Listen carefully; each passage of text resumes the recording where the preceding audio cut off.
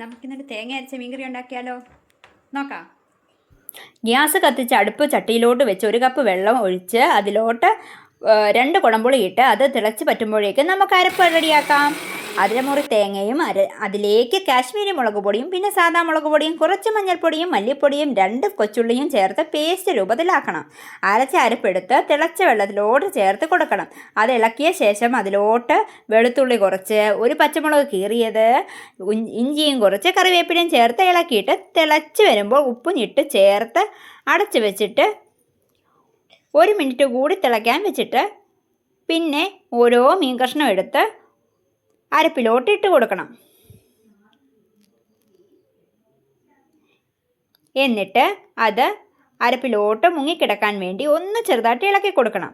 എന്നിട്ട് അടച്ചു വെച്ച് ശേഷം 10 മിനിറ്റിന് ശേഷം എടുക്കുമ്പോൾ നല്ല കുറുകിയിരിക്കും. കണ്ടോ, നല്ല കുറുകിയിരിക്കുന്നില്ലേ? അത് വാങ്ങിയ ശേഷം നമുക്ക് ഗ്യാസിലോട്ട് ഒരു ചീനിച്ചട്ടി എടുത്ത് വെക്കുക. എന്നിട്ട് കുറച്ച് എണ്ണയൊഴിച്ച് അതിലോട്ട് കടുകും ഉലുവയും പിന്നെ കൊച്ചുള്ളിയും കൂടെ ഇട്ട് പിന്നെ കറിവേപ്പിലയും കൂടെ ഇട്ട് ഒന്ന് ഇളക്കിയെടുക്കുക. എന്നിട്ട് ഒന്ന് ബ്രൗൺ കളറാകുമ്പോഴത്തേന് അത് കറിയിലോട്ട് എന്ന് പറഞ്ഞങ്ങ് ഒന്ന് ഒഴിച്ച് കൊടുക്കുക. അപ്പോൾ ആ സൗണ്ട് കേൾക്കത്തില്ലേ? നല്ല രസമല്ലേ അത് കേൾക്കാൻ? പിന്നെ എൻ്റെ കയ്യിൽ നിന്ന് ചീനിച്ചട്ടി ഒന്ന് താഴെ പോകാൻ വേണ്ടി തുടങ്ങിയായിരുന്നേ, ഭാഗ്യത്തിനൊന്നും പറ്റിയില്ല.